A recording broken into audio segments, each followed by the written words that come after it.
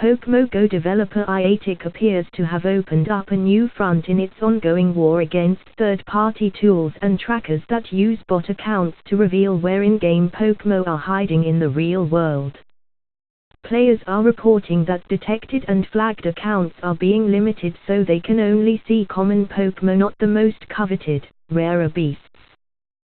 Pokémon Go Hub reported on the new security measure earlier this week, showing screenshots where two different accounts in the same exact location showed different Pokémon on their nearby lists.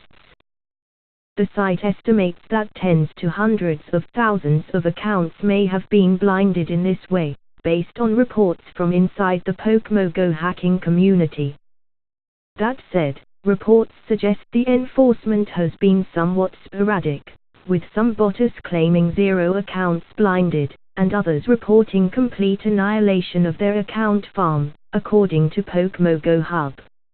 And while bot makers can create free new accounts to try to get around the blinding, the Silphroad subreddit reports that many new accounts seem to be blinded quickly and automatically, signaling a change from the more manual ban waves Niantic has issued to bot makers periodically.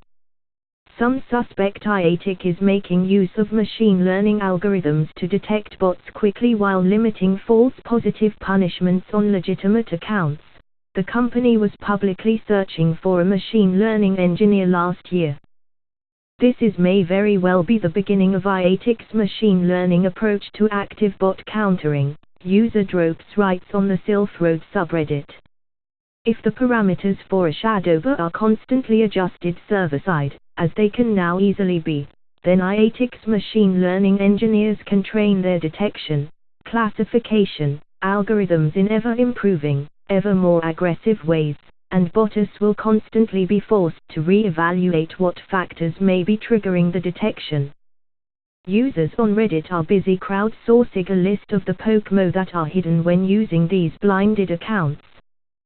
Some tracker makers, meanwhile, are crowdsourcing user experience data to determine what, precisely, is setting off the blinding.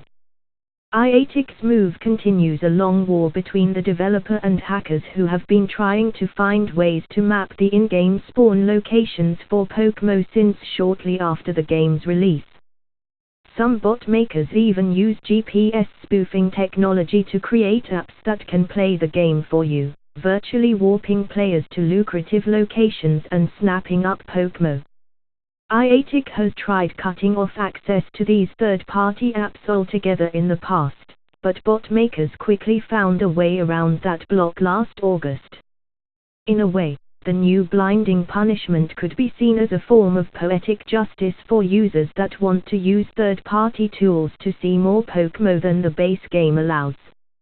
Unlike a straight ban, the blinding can force bot makers and users to waste time playing a severely limited version of the game or devoting resources just to figuring out if they've been blinded in the first place. And if machine learning algorithms are really being brought to bear for more automated bot detection and enforcement, Pokémon Go's third-party tool makers may be facing their toughest challenge yet.